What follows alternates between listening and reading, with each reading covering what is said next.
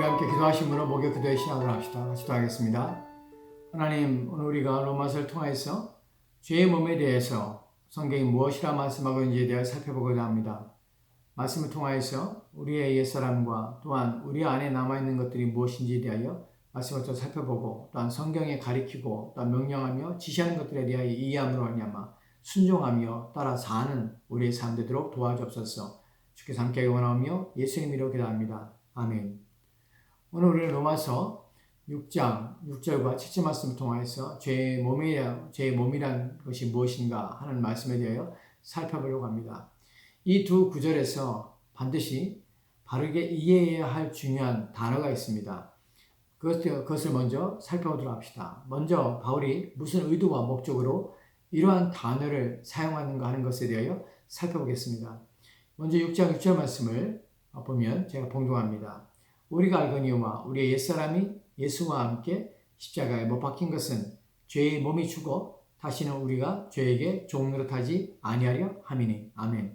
바울은 우리가 알거니와 우리의 옛사람이 예수와 함께 십자가에 못 박힌 것이라고 합니다. 그리고 무엇하려 함이니라고 합니다.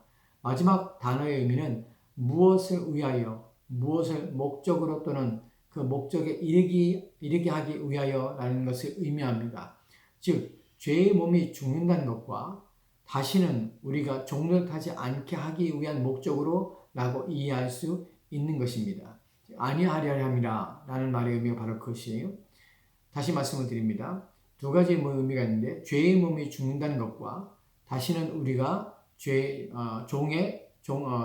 종노릇하지 않기 위한 목적으로라고 그래서 그렇게 위해서 우리 옛사람이 예수와 함께 십자가에 못 박힌 것입니다. 그렇기 때문에 이 구절을 통해서 우리가 알게 되는 것은, 우리가 그리스도와 함께 십자가에 못 박혔다는 것은 필연적으로 따라오게 되는 두 가지 사실이 있다는 것입니다. 첫째로는 죄의 몸이 죽었다는 것입니다. 죽었다고 할 때 완전히 사라진 것을 의미하는 것이 아니라, 원어적인 의미를 보면 죄의 몸이 효력을 잃어버렸다, 또는 죄의 몸이 꼼짝하지 못하게 되었다라고 번역이 됩니다. 또한 죄의 몸이 무능하게 하기 위하여라는 의미를 가지게 됩니다. 즉, 죽어 완전히 없어진 것을 의미하는 것은 아닙니다. 단지 효력을 잃고 꼼짝 못하고 무능하게 되고 활동을 정지하게 됐다는 의미입니다. 그렇다면 효력을 상실하고 무능하고 활동을 정지하게 된 죄의 몸이 무엇을 의미하는가 하는 것을 살펴봐야 합니다. 먼저 분명하게 이해하고 넘어가야 할 것은, 우리의 옛사람이나 죄의 몸이 같은 의미가 아니며 또한 다르다는 것을 알아야 합니다. 바울이 옛사람이라고 할 때에 이 옛사람은 예수와 함께 십자가에 못 박힌 것입니다. 이미 장사를 지냈다고 표현하고 있습니다. 예수님과 함께 십자가에 못 박혔다는 것이 바로 그러한 의미입니다. 옛사람은 십자가에 못 박혀 죽은 것입니다. 그렇기 때문에 죄의 몸이 효력을 잃거나 무능하게 되었다는 것으로 보아 옛사람과 죄의 몸은 같은 의미가 아니라는 것을 우리가 알 수 있는 것입니다. 지금 바울은 서로 다른 것을 지금 말하고 있다는 것입니다. 우선 옛사람에 대하여 다시 한번 강조하여 말씀을 드리면, 바울이 말하는 옛사람이란 우리가 아담 안에 있었던 우리의 옛 인간 존재이며, 율법 아래 있었고 정죄 아래 태어났고 아담과 함께 죄를 지었고, 그래서 아담의 죄의 결과들을 다 함께 거둔 사람이라는 것을 의미합니다. 그 옛사람은 하나님의 진노와 정죄를 받고 태어난 것입니다. 아담적인 옛사람은 타락한 아담의 부패성을 그대로 가지고 있을 뿐만 아니라 죄의 종노릇하는 상태이며 하나님과 원수가 된 상태인 것입니다. 이것이 바울이 말하고자 하는 옛사람입니다. 이 옛사람은 예수와 함께 십자가에 못 박힌 것입니다. 이것은 부정과거 시제로 단번에 일어난 사건을 가리킬 때 사용하는 문법적인 의미라고 말씀을 드렸습니다. 그럼 결론적으로는 옛사람은 죽은 것입니다. 그러나 바울이 여기서 말하고 있는 옛사람이 예수와 함께 십자가에 못 박혀 죽은 것은 무엇을 하기 위함인가 라고 지금 말하고 있습니다. 무엇을 목적으로 하기 위하여 옛사람이 죽었는가 라고 말하는 것입니다. 그에 대하여 죄의 몸에 대하여 말하며, 죄의 몸이 효력을 상실하고 무능하게 되었다는 것을 말하고자 하는 것입니다. 즉 죄의 몸이 아직도 있는 것입니다. 주가 없어진 것이 아닌 무엇이 우리에게 있다는 것을 말하는 것입니다. 우선 죄의 몸을 이해하기 위해서 몸이라는 단어를 생각하면 몸이라는 단어의 의미와 바울의 의도는 몸이라고 할 때 사실 그대로 몸을 의미합니다. 로마서 6장 12절을 보면 이렇게 표현되어 있는데 제가 봉독합니다. 그러므로 너희는 죄가 너희 죽을 몸을 지배하지 못하게 하여 몸의 사욕에 순종하지 말고 아멘. 그러므로 너희는 죄가 너희 죽을 몸을 지배하지 못하게 하라고 합니다. 그렇게 함으로 몸의 사욕에 순종하지 말라고 하는데 여기서 죄가 너희의 죽을 몸이라고 할 때에 몸은 실제로 몸을 의미하는 것입니다. 또한 다음 구절인 13절을 보면 로마서 6장 14절 말씀 제가 봉독합니다. 또한 너희 지체를 불의의 무기로 죄에게 내주지 말고 오직 너희 자신을 죽은 자 가운데서 다시 살아난 자같이 하나님께 드리며 너희 지체를 의의 무기로 하나님께 드리라. 아멘. 또한 너희 지체를 불의의 무기로 죄에게 내주지 말라고 합니다. 여기에서 몸을 지체라고 표현하고 있습니다. 지체라는 몸의 각 부분을 의미합니다. 즉 몸을 의미하는 것입니다. 이러한 몸이나 지체라는 것이 죄와의 관계성에 대하여 지속적으로 말하고 있는데 로마서 7장 23절 말씀은 또한 이렇게 기록되어 있습니다. 제가 봉독합니다. 내 지체 속에서 한 다른 법이 내 마음의 법과 싸워 내 지체 속에 있는 죄의 법으로 나를 사로잡는 것을 보는도다. 아멘. 바울은 지체라고 표현하고 있는데 내 지체, 즉 내 몸속에 한 다른 법이 내 마음의 법과 싸워 내 지체, 즉 몸속에 있는 죄의 법으로 나를 사로잡는 것을 본다고 합니다. 그리고 이에 더하여서 로마서 8장 23절 말씀을 보면 이렇게 기록되는데 제가 봉독합니다. 그뿐 아니라 또한 우리 곧 성령의 처음 익은 열매를 받은 우리까지도 속으로 탄식하여 양제될 것 곧 우리 몸의 속량을 기다리니라. 아멘. 바울은 그뿐 아니라 또한 우리 곧 성령의 처음 익은 열매를 받은 우리까지도 속으로 탄식하여 양자 될 것 곧 우리 몸의 속량 곧 구속을 기다린다고 합니다. 우리 몸은 아직 속량을 기다리고 있는 상태이며 완전하지 못하다는 것을 우리는 알게 된다는 것입니다. 이러한 것들을 종합해 보면 죄의 몸이란 죄를 가지고 있는 우리의 육체인 몸을 의미하는 것입니다. 즉 죄의 몸은 현재 육체적인 상태에 있는 우리 안에 거하는 죄를 의미합니다. 우리 몸은 몸 자체만 있는 것이 아니라 여전히 죄와 사망이 우리 안에 다스리고 있다는 것입니다. 여기에 구분이 있는데 인격적으로서의 나 자신과 나의 몸과의 구별입니다. 죄의 몸이란 말의 의미는 그에게 죄가 여전히 왕노하며 다스리지만 내 안에 있는 나를 지배하지는 않고 또한 단지 나의 몸을 지배하려는 경향성이 있다는 것을 의미합니다.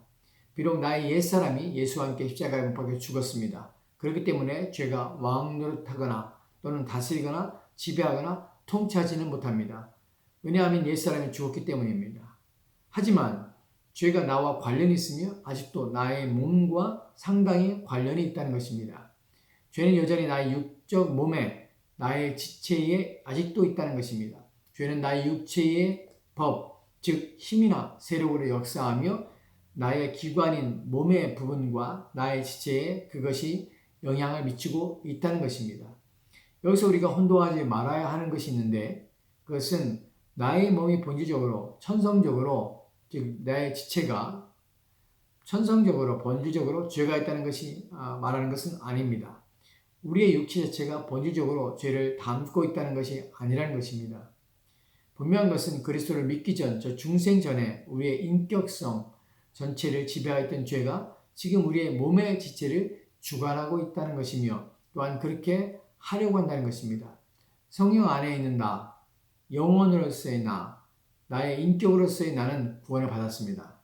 그렇기 때문에 나는 죄에 대해 죽은 것입니다. 다시 말씀드립니다. 성령 안에 있는 나, 영혼으로서의 나의 인격으로서의 나는 구원을 받았습니다. 그래서 나는 죄에 대해 죽은 것입니다. 그러나 죄는 그리스도 안에 있는 나에게도 몸에게 그 세력을 행사하고 있다는 것입니다. 인간 자체는 구원을 받았는데 그의 몸은 아직 구원을 받지 못하였으며 그래서 바울은 우리가 양자될 것 곧 우리 몸의 속량을 기다린다고 말하는 것입니다. 이와 같은 것을 통하여서 로마서 6장 6절 말씀을 다시 한번 살펴보면 제가 봉독합니다.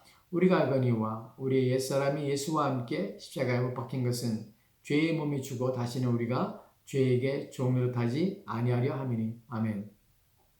이 구절을 이렇게 번역할 수 있는데 이렇게 번역을 하면 좀 쉽게 번역하면 이렇게 됩니다. 우리도 알거니와 우리 옛사람, 우리 옛 인간이 그와 함께 십자가에 못 박혔나니 이는 우리를 붙잡고 있는 죄, 몸 안에서까지 그리고 그러고 있는 죄를 무력하고 꼼짝하지 못하게 하려 함이라 하는 것입니다. 이렇게 하기 위하여 우리가 예수와 함께 십자가에 죽은 것입니다.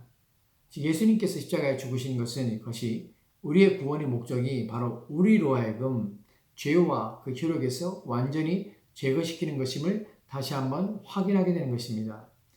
그렇기 때문에 이렇기 때문에 빌립보서 3장 20절과 21절 말씀에서 이렇게 말하고 있는 것입니다. 그러나 우리의 시민권은 하늘에 있는지라 거기로부터 구원하는 자 곧 주 예수 그리스도를 기다리노니 그는 만물을 자기에게 복종하게 하실 수 있는 자의 역사로 우리의 낮은 몸을 자기의 영광의 몸의 형체와 같이 변하게 하시리라. 아멘. 바울은 우리의 시민권은 하늘에 있다고 말합니다. 거기로부터 구원하는 자 곧 주 예수 그리스도를 기다린다고 합니다. 왜냐하면 그분이 오시면 만물을 자기에게 복종하게 하실 수 있는 자의 역사로 우리의 낮은 몸을 자기의 영광의 몸의 형체와 같이 변하게 하실 것이기 때문에 우리는 주 예수 그리스도를 기다리고 있는 것입니다. 이 땅에 우리의 몸은 죄의 몸입니다. 즉 죄가 여전히 지배하려고 하며 죄가 왕노릇하려고 하는 몸입니다. 그렇기 때문에 우리 몸이 변화되어야 하며 주님의 영광의 몸 형체로 변화되게 하실 것을 바라며 주님께서는 그렇게 하실 것입니다. 이제 로마서 6장 6절 말씀의 두 번째 목적에 대하여 살펴보도록 합시다. 다시 로마서 6장 6절 말씀 보면 제가 봉독합니다. 우리가 알거니와 우리의 옛사람이 예수와 함께 십자가에 못 박힌 것은 죄의 몸이 죽어 다시는 우리가 죄에게 종노릇하지 아니하려 함이니. 아멘. 바울은 우리의 옛사람이 예수와 함께 십자가에 못 박힌 목적에 대하여 두 번째로 말하고 있는데 그것은 우리가 죄에게 종노릇하지 않게 하기 위하여라는 것입니다. 이 말은 우리가 더 이상 죄의 노예가 되어서는 안 된다는 것을 말하고자 하는 것입니다. 아담 안에 있는 사람은 죄의 노예입니다. 그는 자유가 없습니다. 자연적인 사람, 죄인은 자유가 없는 것입니다. 그는 죄의 노예인 것입니다. 그렇기 때문에 구속의 임무는 우리를 죄의 노예의 신분에서 건져내는 것입니다. 그리스도인들은 더 이상 죄의 노예가 아닌 것입니다. 그러나 안타깝게도 아직도 자기 몸을 죄가 다스리도록 허용하는 또한 일들이 여전히 있다는 것입니다. 사람들은 자신이 스스로 죄에게 자신을 내어주고 있다는 사실을 인식하지 못한 채 살고 있습니다. 그리스도인인데도 불구하고 말입니다. 죄를 짓는다는 것이 바로 이것입니다. 비록 죄의 몸이 우리 안에 효력을 잃고 무기력하게 되었다고 하지만 죄는 우리의 몸을 원하고 있습니다. 또한 우리의 몸을 사용하여 그 죄의 본성에 합당한 행위를 하도록 이끌고 있는 것입니다. 죄성은 우리의 지체 안에 여전히 역사하고 있는 것입니다. 비록 죄성이 우리 안에서 역사한다 할지라도 우리 자신이 그 죄성과 맞서 싸우며 죄를 죽이는 일을 하게 되면 죄가 우리 몸을 통하여 역사하지 못하게 되는 것입니다. 그러나 죄를 짓게 되는 것은 죄가 하는 것이지만 죄가 스스로 하는 것이 아니라 죄에게 자신을 내어주는 우리의 허락을 통하여서 죄가 우리 몸으로 죄악을 행하게 되는 것입니다. 그렇기 때문에 바울은 로마서 6장 13절과 14절 말씀에서 이렇게 우리 가운데 경고하며 명령하고 있는 것입니다.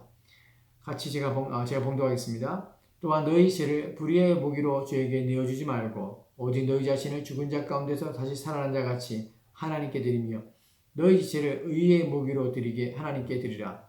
죄가 너희를 주장하지 못하리니 이는 너희가 법 아래 있지 아니하고 은혜 아래 있음이라. 아멘. 또한 너희 죄를 불의의 무기로 죄에게 내주지 말라고 합니다. 죄를 짓는 것은 죄가 내 자신의 동의를 얻어서 내 자신이 죄에게 내 몸을 내어주기 때문에 죄를 짓게 되는 것입니다. 반대로 우리가 만일 우리 자신을 죽은 자 가운데서 다시 살아난 자 같이 여기고 믿음으로 하나님께 자신의 몸을 드리게 되면 우리 몸은 의의 무기로 하나님을 위하여 사용되게 되는 것입니다. 결국 문제는 죄가 우리 자신의 몸을 주장하도록 내버려 두는가 그렇지 않은가 하는 것의 문제인 것입니다. 바울은 죄가 너희를 주장하지 못하게 하며 또한 죄가 우리 몸을 주장할 수 없다고 합니다. 우리가 우리 몸을 의의 병기로 하나님께 드릴 때에 그렇게 되는 것입니다. 우리는 이러한 영적인 싸움에 있다는 사실을 알아야 합니다. 그리고 죄와 영적인 전쟁에서 승리하도록 모든 노력을 기울여야 하는 것입니다. 죄는 죄가 짓는 것이 아니라 우리 안에 있는 죄에게 우리 자신을 내어줌으로 우리가 죄를 범하게 되며 죄악을 행하게 된다는 사실을 기억하십시오. 그리고 자신을 의의 병기로 드리는 일에 온 힘을 기울이시기를 부탁드립니다. 기도하겠습니다. 하나님, 우리가 죄의 말씀을 통하여서 죄의 몸이라는 의미가 무엇인지에 대하여 살펴봤습니다. 그 의미에 대하여 깊이 인식하고 우리가 옛사람이 죽었지만 여전히 우리는 죄의 몸이 우리를 다스리며 우리의 낮은 몸이 우리를 가지고 있으며 그러나 그것을 속량을 기다리고 있을 뿐만 아니라 또한 우리 자신이 어떻게 행함을 남아서 또한 우리에게 있는 이 죄에 대하여 어떠한 싸움과 또한 대항과 또한 대적을 함으로 말미암아 우리가 죄악을 행하지 않을 수 있다는 사실을 알고 죄를 무기력하게 하신 그리스도의 예수의 능력과 힘을 의지하여 죄와 싸워 우리 자신을 의의 병기로 하나님께 드리는 삶을 살도록 주여 도와주옵소서. 주께서 함께 원하며 예수님 이름으로 기도합니다. 아멘.